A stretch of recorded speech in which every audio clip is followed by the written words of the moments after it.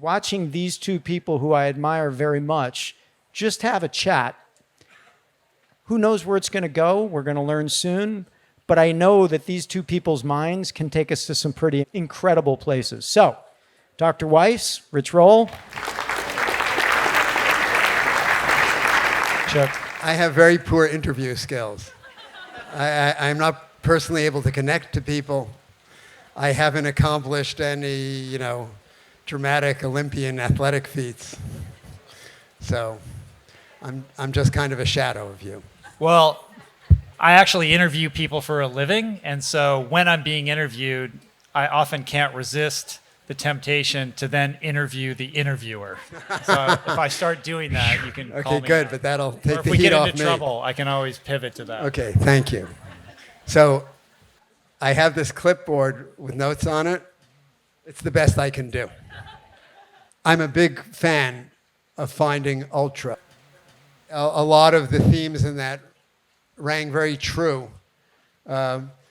Within my own life, I found there were milestones along the way when I was reading the book. And even though, I had been a swimmer in my youth at a high level, but I'd never run, and I'd never surely done any of these great endurance feats that you have.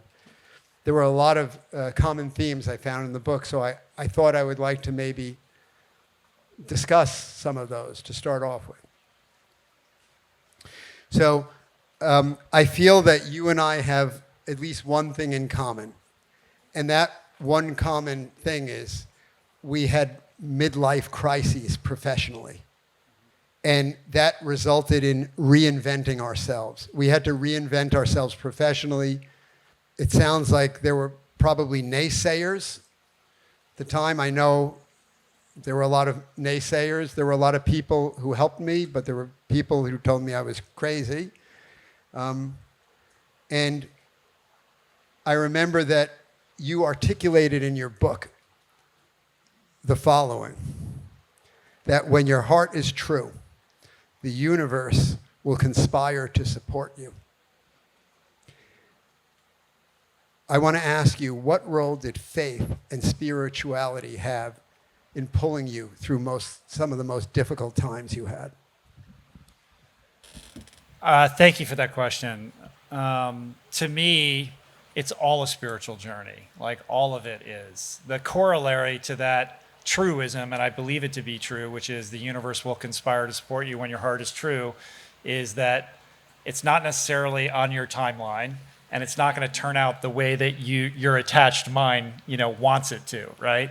But for me, this whole experience, even sitting up here with you, is the culmination of and the continuation of this spiritual journey that I've been on, a search for meaning, a search for purpose, a search for, trying to lend this short life that I have to something greater than myself. And you mentioned a midlife crisis. That's one way of putting it. But really, it was a crisis of meaning that I was having in my life. And so Finding Ultra, on the face of it, is a story about a guy who was unhappy in his career and was overweight and had a health scare and started eating plants and started running a lot and did some crazy races. But it's really a story that my hope is more relatable to everybody, because I think we're all living our lives and asking ourselves questions about what it is that we're doing with the precious time that we have here on Earth. And every incentive that we experience from a very young age into adulthood is pushing us in a very specific direction within a very narrow bandwidth of options, right? You said in your talk the other night, my parents wanted me to go to med school, and I went to med school. End of discussion, right? I have my own version of that, and I think everybody here has some version of that same story, which is we're raised in a certain way.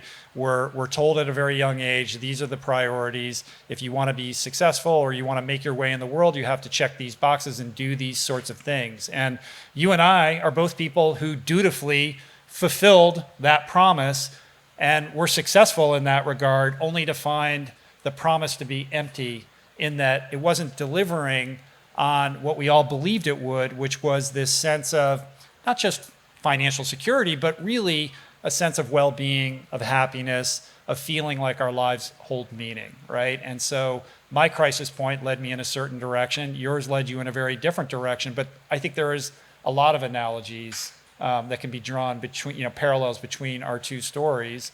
And I think that it's important for me to express to everybody that you don't have to have a crisis in order to have an awakening.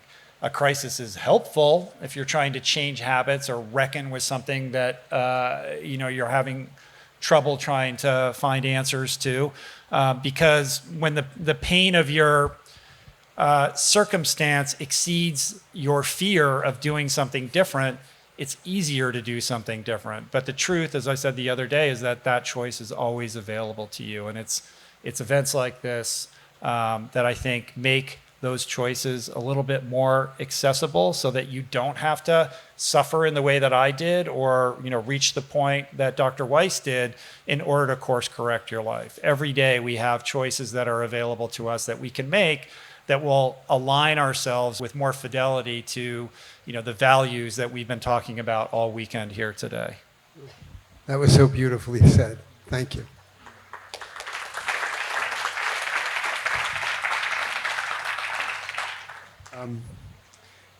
You talked about meaning, and as a physician, you'd figure, the average physician does very meaningful things all day long, right? Because we're trying to either save life, preserve life, prevent problems, or help prevent suffering or relieve suffering. But I know that I was suffering from physician burnout syndrome, which is an epidemic now amongst American physicians. It's thought that perhaps about 50% of all doctors in the United States suffer from it, and it's because of loss of meaning in their work. Despite all the promise of what taking care of human lives can be, it's becoming meaningless because the system is overriding and trampling on that sacred doctor-physician relationship. And so the meaning is disappearing. So when I read about that and I thought about what you were doing, what happened to you, that I identified with that. And what is the path forward in terms of finding more meaning and purpose in your life? It's service, right? Somebody goes into medicine, becoming a doctor, wanting to be a healer, because they have something inside of them that needs and wants to serve. And when that's not being met because a system is set up that's preventing you from doing the very thing that you train so hard to do, that will create a crisis of consciousness, a crisis of meaning. But I think the path forward, and this path will look different for every single person, is trying to figure out what that thing is within yourself that lights you up, that gets you excited, that gets you out of bed in the morning. And it doesn't have to have anything to do with your job, but nurturing that thing, giving it breath, giving it energy, pulling on the threads and saying yes to where it leads you, and then finding a way to take that energy or that enthusiasm or what you're learning along the way and give it back somehow, to be of service. There is no greater gift that you can give to another human being than your attention, to share your experience and your wisdom with one another when somebody is more in need than you. And the amazing thing about that is you're the one who ultimately benefits the most, because your life suddenly feels like it has direction, purpose, and meaning. And all those other things that you were obsessed about, like the promotion or the new condo or the home or the car, whatever it is, that starts to recede into the background when you realize that service really is the path towards what we all aspire to have more of in our lives, which is that meaning, purpose, happiness, sense of contentment, a sense of a feeling like our lives mean something. Which is why we go to medical school in the first place. That's why they let medical students into medical school. It's what they write on their entrance applications. That's why the medical schools choose those individuals. But it ends up disappearing in our current world. As a lifestyle medicine physician, I help patients to change their living habits in order to prevent and reverse chronic disease.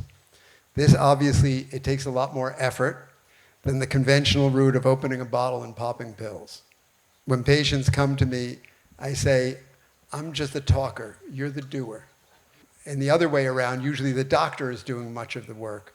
Here the patients are doing most of the work. Our team of health coaches, who I work with, who do the vast quantity of the clinical patient care. You know, I'm with a patient for every hour I'm with a patient. The health coaches who are with the patient for multiple hours. Our health coaches support our patients using a gradual, like one step at a time, kind of James Clear-like atomic habits kind of approach. And I know that was a great and very popular session you had with James Clear on your podcast. Do you find in your method of bringing yourself up from those depths of where you were, even from an athletic and physical basis, do you find this is an effective methodology for transforming lifestyle habits? And if so, can you speak to it? And can you offer us any tips or tricks for those of us who may be just starting? Because I know there are people who are just at the very dawn of their accomplishments here. Because I can tell you from the patient's standpoint, it can be very daunting sometimes. Right. That is the question, right? The question really is, how do you get to, what is the most effective strategy to get people to make better choices, right? That's what you're getting at. How do you convince somebody that they need to do this and make sure that they follow up and actually do it? It's a very difficult problem. There isn't a one way to do that. I think it's dependent upon an individual's psychology.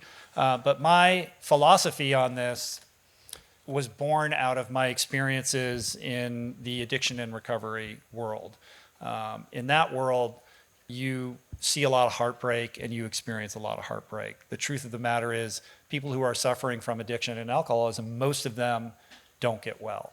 Some get well for a while, many die. I've been to a lot of funerals. I've talked to a lot of family members and parents, spouses, partners who suffered the loss of a loved one. There's a very specific and acute sense of powerlessness that comes with a loved one who just can't get there, right? And the loved one thinking, don't they see? Like, if they just put the bottle down, can't they just stop taking those pills or whatever it is? And all of these problems that they have will go away, and yet that person can't do it. It's baffling. Addiction is cunning, baffling, and powerful. And that powerlessness that the loved one experiences, I think, is illustrative or a test case for how we all feel, or you as a healer trying to help people. You say, here's what you do and you will be better, and then they don't do it, right? Like, why can't you just do this thing? And I've spent a lot of time thinking about this, and the truth is, it all boils down to willingness. Willingness is everything. If you want to get sober, you have to be willing to do different things. If you want to change your diet, your lifestyle, you have to be willing to get out of your comfort zone and into the unknown and try things that are uncomfortable. And the truth of the matter is, not everyone's willing. They say in 12-step that sobriety isn't for those who need it, it's for those who want it. So then it becomes a question about how do you incept that sense of willingness. It is like an inception, because you can't compel somebody to want something or to be willing to do something.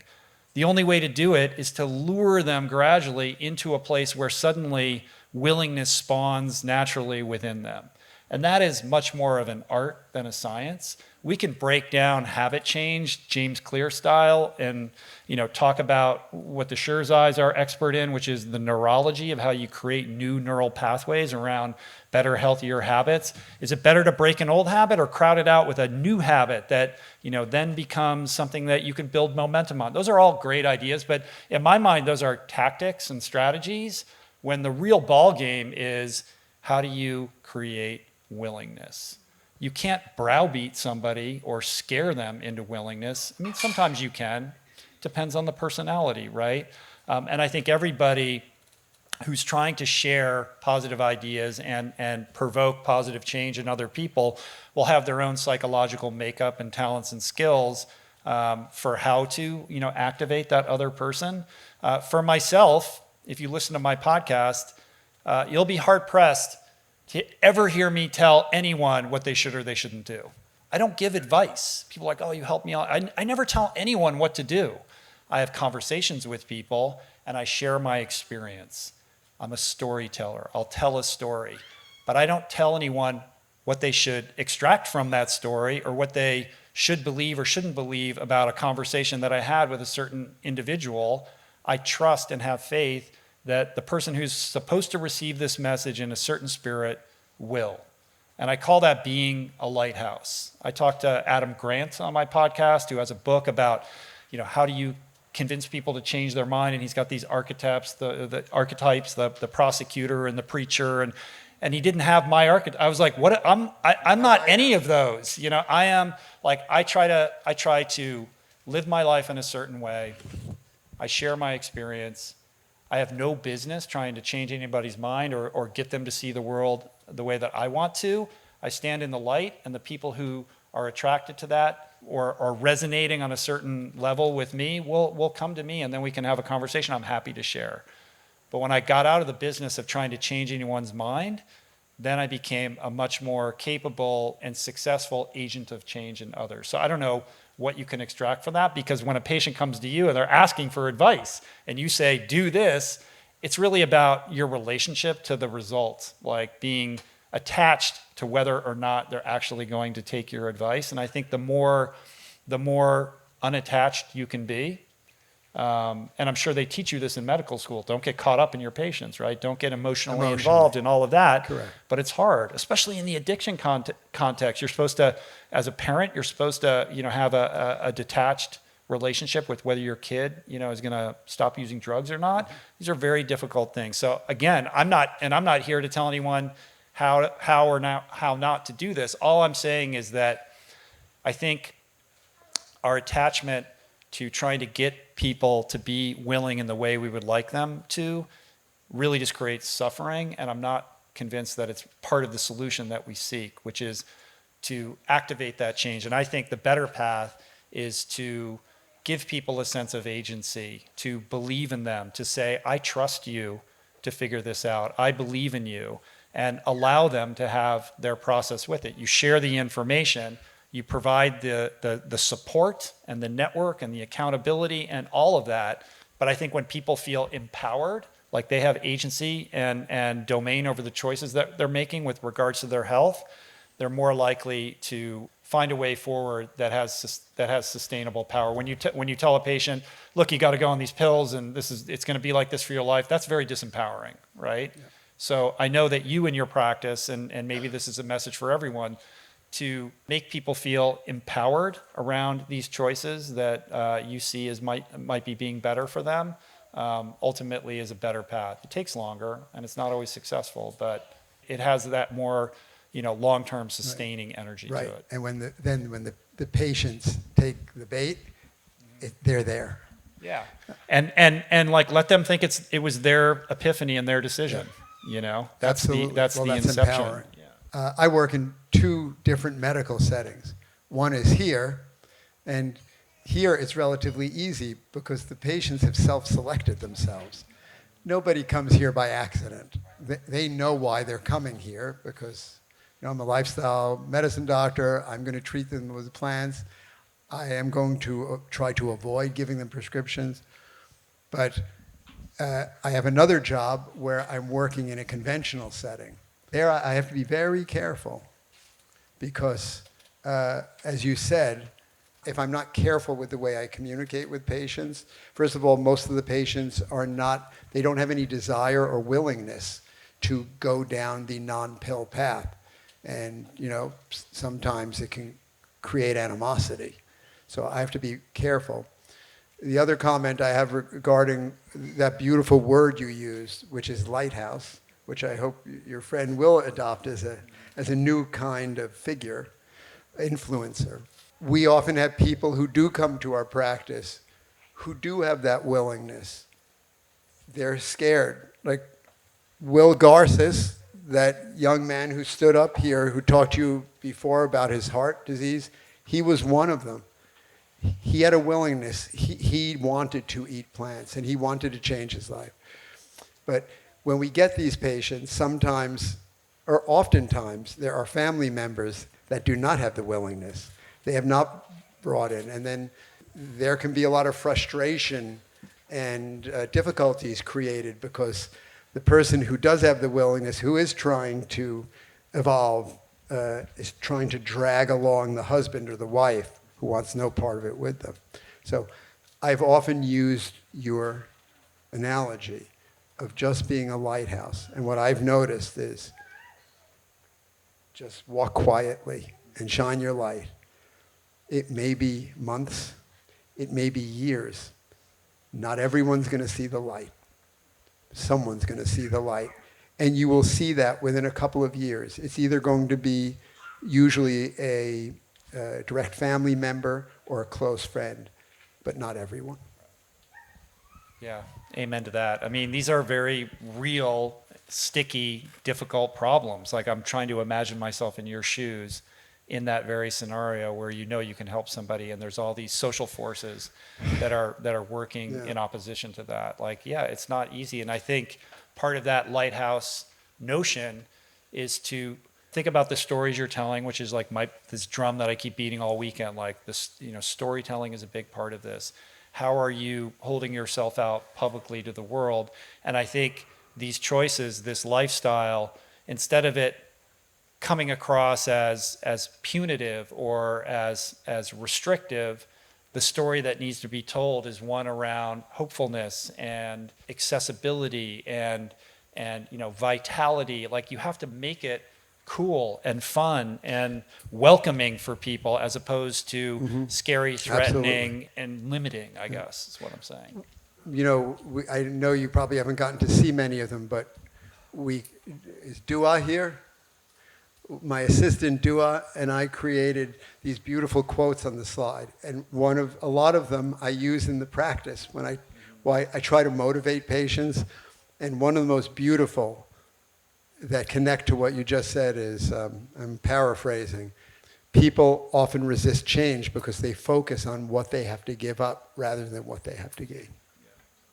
I was talking to the Scherzays yesterday, and they were telling me all about what they're doing in urban areas across Los Angeles with respect to nutrition and brain health and combating chronic illnesses and the like.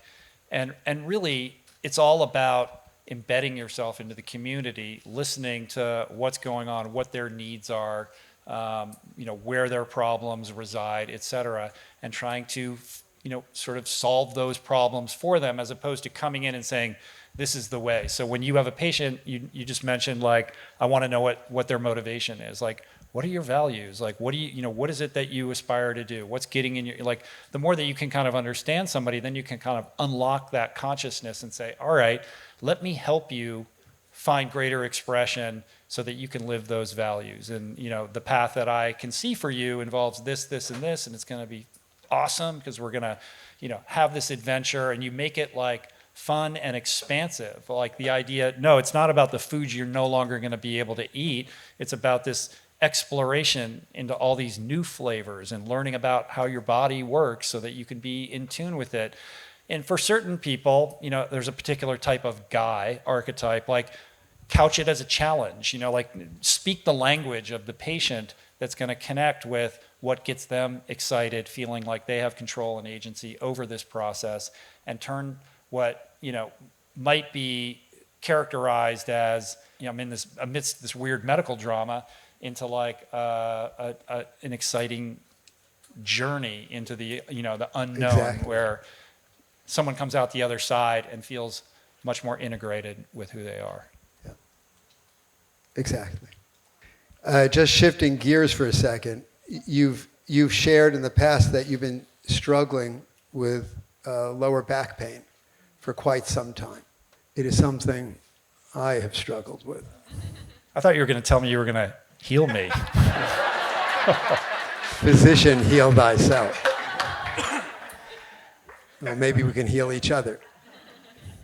Well, we're both swimmers, so maybe it's the swimming, I don't know. All those flip turns. But unlikely. It's even stopped you from running. Given how much a part of your life regular exercise and running has been, how have you adjusted to this adversity while trying to maintain your program? Not well. That's the short version. The whole back pain thing is crazy. Like, you think this nutrition, plant-based stuff, I mean, tell somebody you have a lower back problem and like people come out of the woodwork. Like, you got to see my guy. I've spent years seeing this guy and that guy, and like, you got to see my guy, you know, kind of couching that again, like all these alternative healing modalities with like Western medicine. I have half the people are saying you have to get surgery. You will never resolve this problem short of surgery. There's just nothing you can do. And then I've got every color of the rainbow on the other side telling me, don't get surgery, do this. And I've been down, you know, that road for a number of years, and actually was becoming quite dispirited because it was just progressing and getting worse and worse and worse. But I found a guy.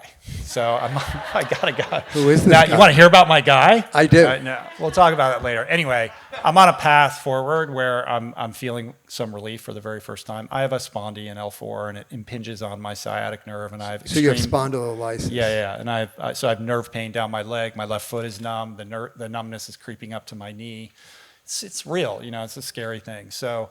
But I've had a lot of relief and increased mobility and reduced pain through a guy that I'm seeing. So I'm seeing this through. If it doesn't work out, surgery is available or whatever. But to your point, to your question, part of how I feel like who I am is through expressing myself physically.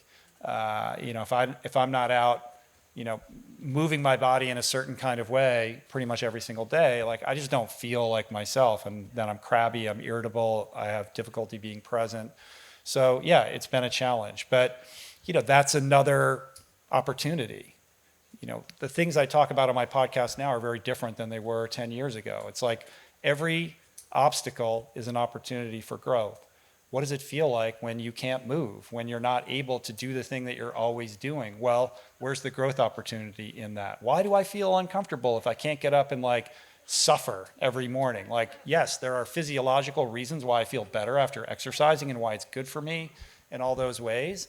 But maybe I need to take a look at why it's so difficult for me to just sit with my thoughts and be still. Like, isn't that the ultimate kind of growth opportunity there? All suffering comes from resistance. So the more I resist this issue that I'm in, I create more suffering for myself, and I'm sure that's only exacerbating my back problem. So can I just be in a place of allowing it to be what it needs to be? Yes, try to solve it, heal it, all the like, but be present with that pain, try to learn from it, and try to like use what it's teaching me to become a better, more self-actualized person.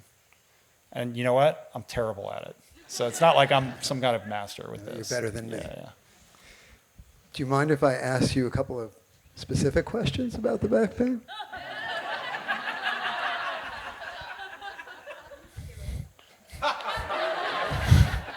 Where are we going? It's okay. Is the pain there all the time? I mean, is it a constant thing for you? Like you cannot escape it? Is it sometimes there, not at all? Is it there, maybe it's there mildly and then it gets, there are hills and valleys? He can't help but be a doctor, can he? He is a healer. It's pretty constant. I mean, it varies in intensity, but yeah, I can feel it right now. Like it got really, like I couldn't sit up in bed. I couldn't stand up straight. And now like I can walk around and move around and things like that. But yeah, it's just, it's locked up. I can feel it right now. You never have any periods of time when, even for hours, where it's just not there? No. Are you aware of the Peter Egoscue and his method? Is that another guy? It is not. Yeah. It is not another guy. I've met a lot of guys.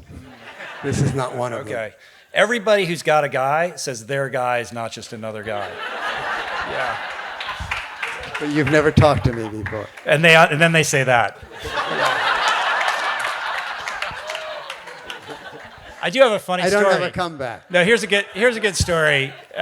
Do we have a minute? This is kind of an aside. So, do you know that that Paul Sarno book, Healing Back Pain, right? So this guy's written a book, he's a couple books. It's all about like how, back pain is essentially for a lot of people in the mind. It's emotional residue, and you've got to work through your trauma, et cetera. And when you can like make peace with it, you can have miraculous results with your back pain. Now, people have been telling me to read this book for like, 8 years. Gotta read that, gotta read it. Changed my life. And I'm like, you don't understand. Like this back pain, this is like legit, real. Like I do a lot of therapy. It's not in your head. This is not in my head, I promise you.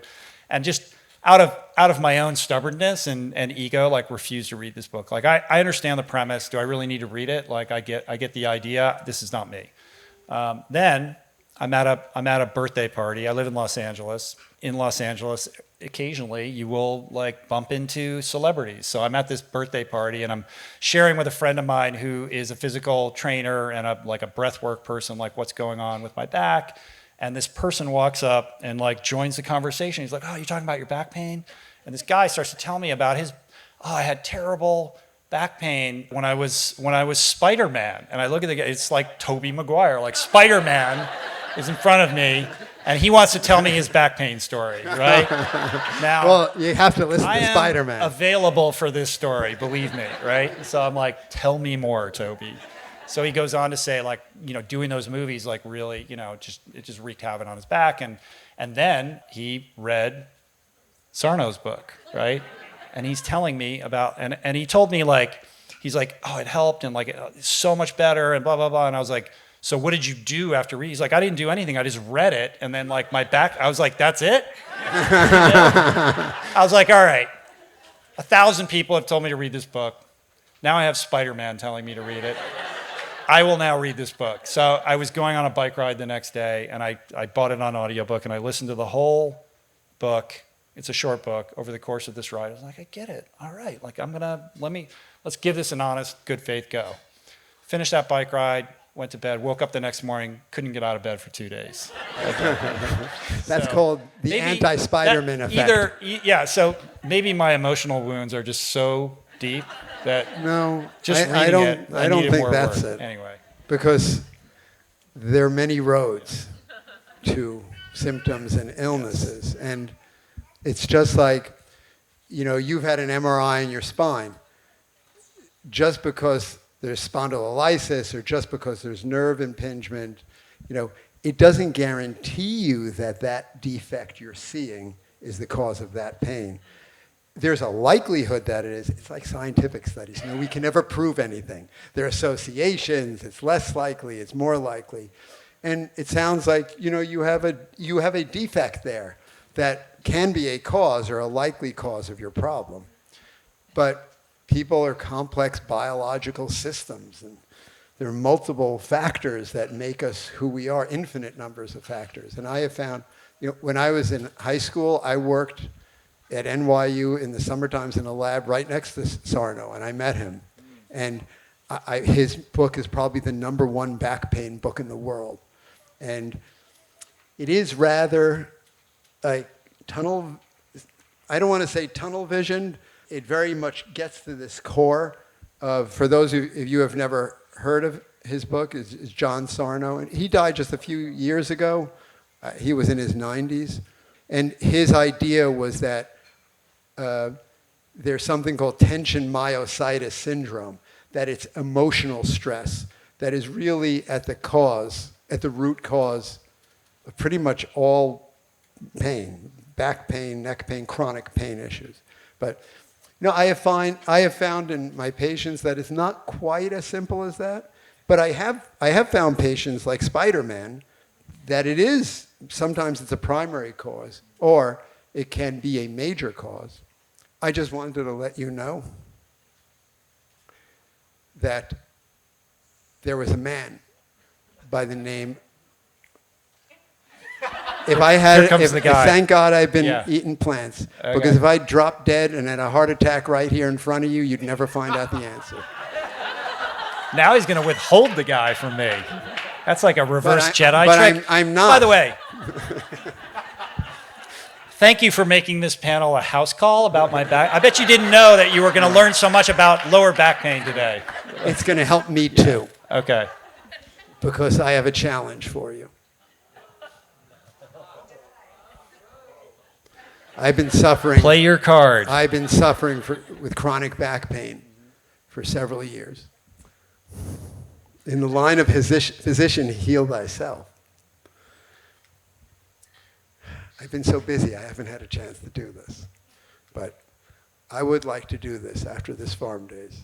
I've been doing all of this work. We've been doing all of this work to get you here and to prepare all of these happenings. Let's hear it for Dr. Weiss, please. But yeah. I have a space where I can go get this treatment, and it's called I can't tell you what it is.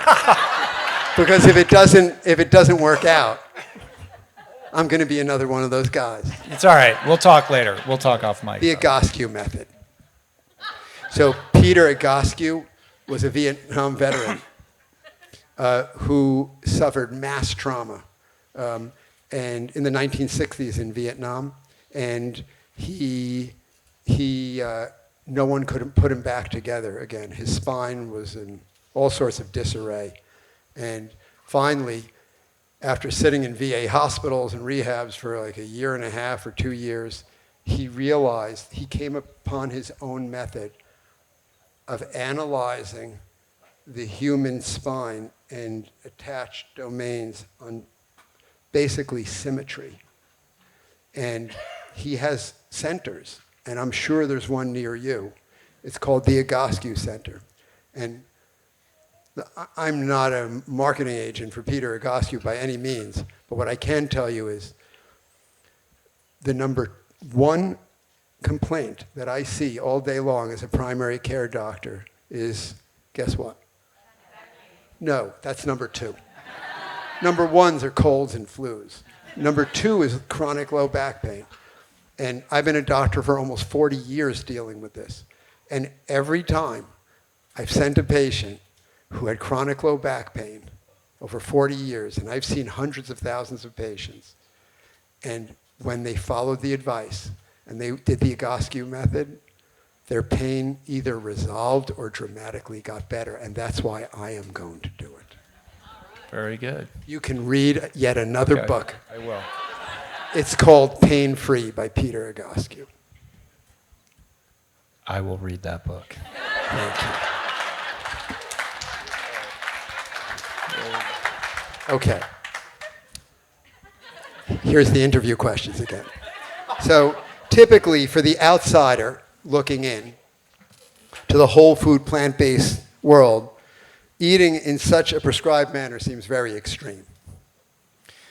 But many of us in this world know that in order to achieve an extraordinary goal, whether it's reversing coronary disease, losing weight and never gaining it back, overcoming a drug or alcohol dependency, or achieving greatness in an athletic endeavor, it's necessary for us not to moderate. Is there a case to be made for the philosophy of perfect is the enemy of the good? And is there ever a role for moderation? That's a good question. I think perfect is always the enemy of the good. We hold ourselves to such a high standard that we can never quite meet. Nobody's living their lives perfectly. Nobody's plate is perfect every single day. Nobody's decisions or interactions with other people is perfect. We can aim for perfection. We can set a high bar for ourselves, but I think we also need to make room for grace and compassion for ourselves. I think people who are perfectionists, myself included, are also the people who are the hardest on themselves. And over time, in a chronic way, that creates states of stress and anxiety and kind of a mindset of never quite being good enough. And where does that get factored in to the health equation, right? Like you can eat, all your meals exactly just so, but if you're anxious and not compassionate to who you are and, disconnected from yourself and feeling like, love is transactional in your life, like how fully actualized are you? How truly healthy are you? So I think as somebody who's trying to carry this message to others, encouragement and compassion and understanding and non-judgment should be at the tip of that spear. What you want is to paint the picture of an attractive lifestyle that's fun and exciting, like we talked about before, and allow people to have their own journey with that. And if you set people up with the expectation that they have to do it perfectly or they're going to die of a heart attack, like, you're just scaring people off. Nobody wants to hear that. So where's the welcome mat? What does that welcome mat look like? How mindful are we about how we're communicating this message? I think is really important. That being said, I'm also not a fan of moderation. Like, I don't do well in moderation. I excel when I allow myself to go extremely deep into the things that I care about. And for a long time, I wasn't very compassionate towards myself for that, because I was judging myself in accordance with this social standard or this pressure or priority that we all feel to live a balanced life. Like, your life is out of balance. You should be balanced. And what does that look like? Well, that gets back into perfectionism.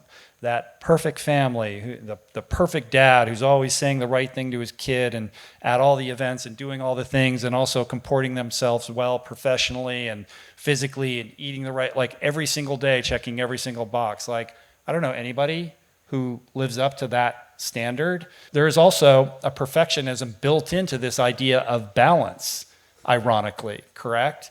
And so the way I like to look at it, and this is different for everybody, but just for me, is to think of it rather as a pendulum that's swinging. You know, I love to get obsessed about something, whether it's an ultra endurance event or writing a book or preparing for a podcast or, you know, spending a week on vacation with my family, whatever it is. I want to be absolutely present and available for that experience, and to allow myself to feel that enthusiasm and follow the breadcrumbs that, you know, that like short-term obsession might provide me without feeling guilty because I'm not perfect in every other category or bucket that's important to me in my life, but with the understanding that the pendulum always has to swing back. So on a day-to-day basis, my life is totally out of balance. Like, I haven't talked to my wife or kids today, so does that make me a good husband or a good parent? Probably not. Like, I'm not checking those boxes. I'm here with you today. This is what I'm doing today. I'm here 100% for this experience.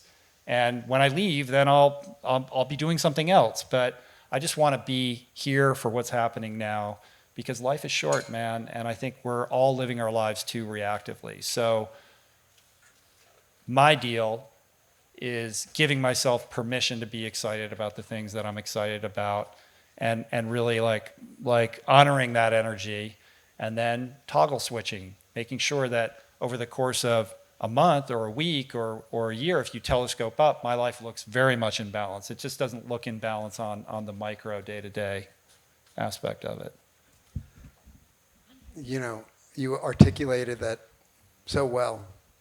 And, you know, as you're talking, I'm just thinking about Forks Over Knives, right? The film, and you see Dr. Esselstyn in that film, and then you see his series of these 20 some odd patients who were left to die at the Cleveland clinics because they had end-stage coronary disease. Nobody could help them. And I remember the interviews of those patients on the film. You know, if you didn't do it 100%, there's the door. And there were patients, as a physician, he was able, because he has mysterious powers, I guess. I don't know, he's a special human being. He was able to get these people to follow him. I am usually not that successful. Patients oftentimes come with dreams and desires, and they come to me, and they come to our staff for help, and they're the willing, you know, they're the people who are already willing because they've self-selected themselves. But we often have this conversation about the patient needing to find a negotiated point between moderation kills and perfect is the enemy of good. And if you don't mind, I'm going to use the pendulum from now on, because usually what I tell them is the negotiated point, it's closer to moderation kills. But we have to define what we're talking about when we say moderation, because I think when people say moderation, they have this notion of what it is that's in the middle, but that actually is not moderation. And like that's Esselstyn's big thing too, right?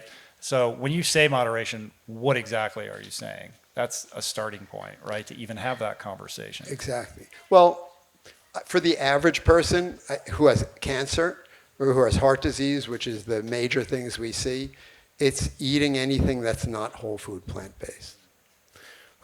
I don't want to crush the patient, you know?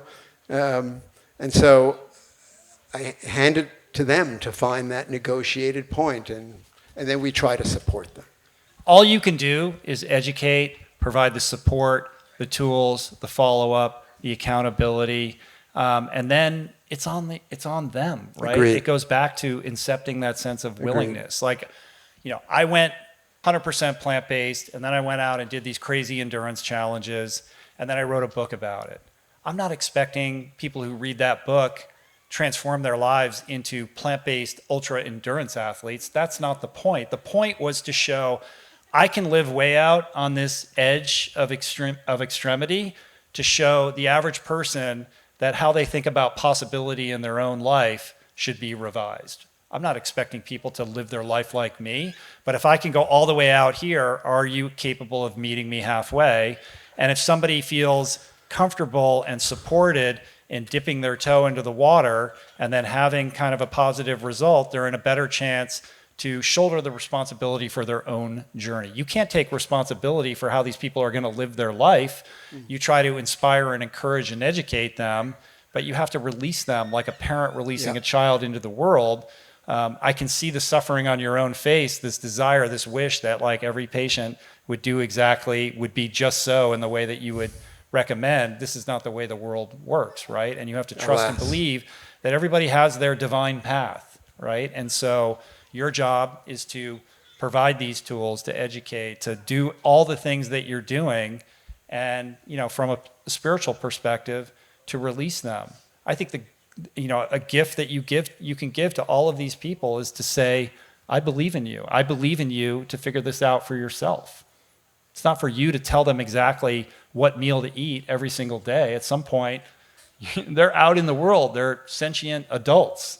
They have their own path and their own journey. But instill in them a sense of belief that you have in that other person is also like an incredibly empowering and beautiful gift to give as a healer. They have to heal themselves, right? And that is part of the healing journey for you, is to provide these healing tools and instill in them a sense of their own capacity and power to heal themselves. And not everybody's going to get that.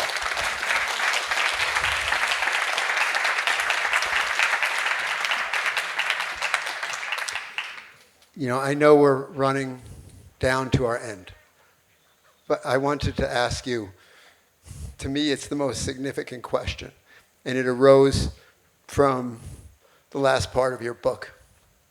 In Finding Ultra, you entitled this section Beyond the Kale, where you talk about how whole plant foods first restores a person from the inside, and then this allows the healing, both physical, emotional, and spiritual, to radiate out from the individual's core to others, the community, even the planet. And I found that to be so beautiful and an inspirational concept, especially in these times when people can easily lose hope. Can you please share your thoughts about this concept with the audience? Sure. I think it's relevant to everything that we've been talking about today. The truth of the matter is, when I went plant-based, I wasn't trying to save the animals or the planet. I didn't give a shit about any of that. I was fat and I felt like shit, and I didn't want to die early. It was vanity. When I looked in the mirror, I didn't like what was reflected back to me. I didn't like how I felt, and I was in sufficient enough pain to try something different. But, the investigation, the journey, was really about me. It was like, I just want something better for myself. End of story. I went kicking and screaming into the whole food plant-based thing. I tried a bunch of other diets. I was not crazy about the idea of becoming an entirely plant-based person. To me, that sounded like incredibly restrictive. I was not interested in it. But I tried all of these other things and nothing was seeming to work. And I begrudgingly, because I knew Rip Esselstyn a little bit. We had swam against each other as young people. And this was back in Facebook. So basically, Rip Esselstyn, Engine 2, Plant Strong, we're around the same age. He's like a year or two older than me. And when we were kids growing up, we competed against each other in different events, but he went to Mercersburg Academy in Pennsylvania. I'm from the Washington, D.C. area. So on the Eastern Seaboard, there'd be meets, and we didn't know each other, but we knew of each other. Then he went to University of Texas, I went to Stanford, and our colleges would compete against each other in swimming. So I knew who he was for a very long time. And we were connected on Facebook. He wasn't a friend. Scrolling through Facebook in 2006, 7, something, I can't remember, it was a long time ago. And he's sharing these stories about plant-based eating, and he's a firefighter and he's getting his firefighters healthy. And this was when I was kind of going through all of this stuff, and I was like, what are you doing? Like, he was my first like lifeline and mentor. He's like, oh, here's what I'm doing. He was super helpful and encouraged, oh, I'm writing this book. And so he was an example that I could point to back then when he was the only guy who I could relate to in my mind, an athlete who was trying to do these things. And so that gave me the point I'm trying to make is that gave me enough faith and confidence, like, oh, well, I'll try this thing that sounds horrible. And within 7 to 10 days of doing it, I felt incrable. Like, I just couldn't believe because how we quickly. missed that in your book. Yeah. That wasn't in. I mean, a lot got cut out of the book. There's a lot of other, I can't say everything. Yeah, you can't write anyway, everything. Hence began this journey of restoring my vitality and my health and realizing like how resilient the human body is. Many, many years later, it's been 16 years since then or whatever, the health implications of my dietary choices remain important, but the egoic aspect of it and how that's not important anymore. And the sustainability concerns, the suffering concerns of our food choices, the compassionate arguments, like those to me are not only much more important, quite honestly, and I say this with great love for you, they're more important to me than the health piece, because we have bigger problems than our individual health. Like, we got to deal with our soil and the planet and, these sustainability issues, they affect all of us across the globe. Our health is just a relationship between, ourselves and ourselves. But these other issues have spawned out of this lifestyle that I adopted. And I think the lesson or the point that I was trying to make in that part of my book is that when you take care of yourself and you honor your vessel and you treat it right, you are voting for yourself. You are self-esteem is a result of esteemable acts on behalf of yourself and others. You have to respect yourself in order to develop that level of self-esteem. That's what I did. I started to feel better about who I was. My body was responding. I was able to do things in the world I didn't think was possible. And again, it goes back to it being this spiritual journey. I truly had an awakening born out of plants that began with my own personal egoic concerns and has since blossomed into a greater awareness around things that transcend the ego. And that is a result of realizing that so many of the messages that we subconsciously intuit our whole lives and all of the incentives that drive us towards the decisions that we make as people are kind of messed up. And when you start to eat in a certain way that contravenes what you've been told your whole life and you're having better health outcomes, you then start to awaken into a greater degree of skepticism around other systems and institutions and how they're functioning and operating. And in my case, it's been this incredible journey of realizing, what ails us as humans, but also what ails us as communities and as a planet. To your point and in your keynote the other day about, plants heal the individual, they heal the communities, they heal the soil, they heal the planet. Like, my experience has been one of dawning realization of all of those things. But if you had told me at the beginning, you need to go plant-based because the planet and the soil and the animals and, I would have been like, no, I'm not interested in that. I was able to go on this journey because I had a level of willingness to do a certain thing. And, that little seedling led to another, led to another, led to another. And 16 years later, I get to sit up on stages and talk to people like you about this. It doesn't make any sense. My life is not the product of, whiteboarding out some kind of plan about how I'm going to go from here to there. It's been a spiritual adventure of trying to become in greater connection with myself, with other human beings, with the planet, saying yes to the things that resonate with my intuition, that feel right, and learning and growing into, being mission-based and purpose-based with what I'm doing. And that has been the flower that has blossomed everything in my own life. And it all started by saying, I feel like shit, I don't want to feel like this anymore. I'm going to try another way of eating. So I think it also goes to this idea of how do we create a welcome mat for other people who are curious, who are suffering, who want to see a different way forward. You have to make that welcome mat easy and available and accessible to that person rather than strict and, kind of perfectionist and all of that, because that is it's off-putting and it's not trusting or honoring of that individual.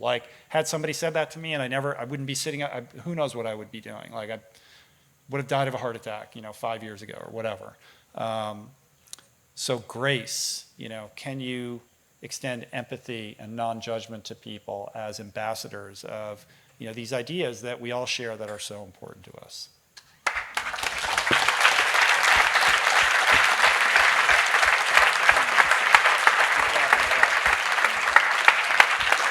You don't want 20 more minutes on back pain? Rich, you always say you want to be a lighthouse, but also I know it's important to you to always understand when you need change or think differently. How do you balance the two in your life going forward with what you want to achieve, with having to kind of rethink things sometimes and understand there's a currency, I think you've said before, and being okay to say, hey, I'm wrong, or I see things differently now, and being that lighthouse. Is that a struggle, or do you take that easily, or? Yeah, so the question's really about staying open, always learning, growth mindset, sort of admitting when you've got things wrong. Yeah, I mean, that's another Adam Grant thing. A big part of what I think ails us as a culture is how we dig in, on our beliefs and on our ideology, and that further entrenches us in our silo and kind of places walls up that makes it more difficult for us to communicate with other people. We're so afraid to admit when we got it wrong or we made a mistake. And, I made a promise to myself when I started on this journey that if the way that I was eating was no longer serving me, from a health perspective, that I had to be willing to admit that and make changes. And that hasn't been the case. We all grow and learn and change our minds on things. And science is an organic, living, breathing, imperfect thing that's always evolving as well. So, I try to have a really loose relationship with beliefs and try to always inhabit that growth mindset and that willingness to admit when I have things wrong. I've done 800 episodes of my podcast. I'm sure I've said incorrect things and changed my mind about a lot of things, and I'm sure some of the guests that I've had on have said things that I no longer agree with that maybe I once did before. And I think we have fear around admitting oh, I was wrong about that. But I actually have intellectual respect for people who are willing to admit that. Those are the people who I find to be more trustworthy rather than people who, no matter what, are going to dig in and say, this is the way and everybody else is wrong. I don't know if that's answering your question at all, but I think this becomes relevant or pertinent in the diet wars, the diet tribalism that we see on social media, where it's not so much about the truth, it's more about owning the other side. The diet wars are really just a version of the political battles that we see getting played out. Carnivore versus plant-based and keto and all that kind of nonsense. The truth of the matter is that there's great consensus on most of the major things that affect us health-wise from a chronic health, disease perspective. And I always try to focus on those, because I think when I get too specific into a certain kind of modality or lane, when I'm speaking to a very broad audience, my goal is to try to activate and get as many people as I can interested in making better choices. And if I'm too strict about that or too rigorous about it has to be this way or that way, and this is kind of, getting to the earlier question, I'm losing that audience. You know what I mean? I'm trying to think of a specific example of me realizing I got something wrong. Maybe you know better than me. I'm sure that it's happened. And if it hasn't, I should probably do more of it.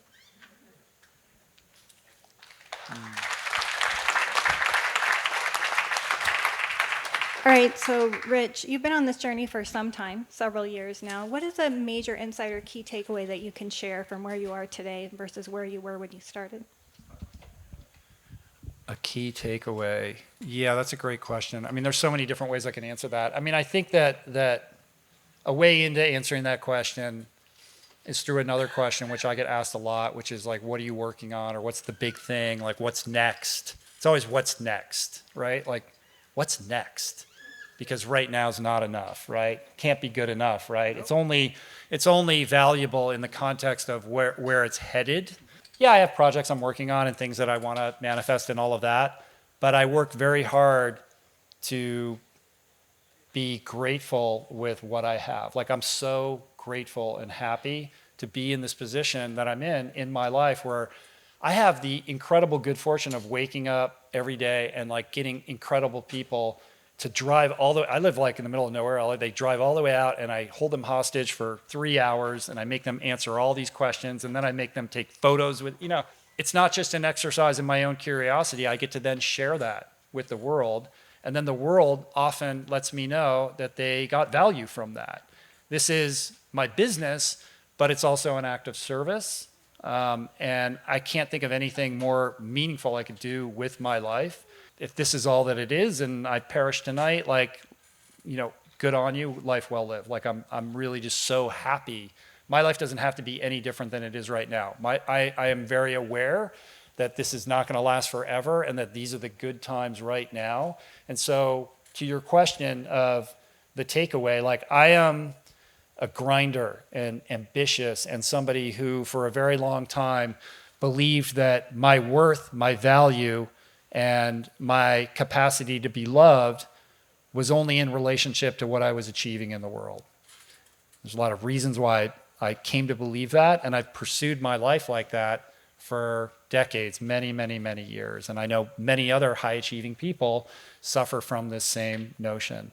And so the takeaway, or where I am now versus where I was then, is a very different relationship with career, ambition, achievement, and the like. Like, I still have ambitions, but I'm not attached to whether or not they happen, and I'm very aware that, like, frankly, none of any of it means anything. Like, the only thing that really means anything are your relationships and how present you are in the life that you're living, moment to moment.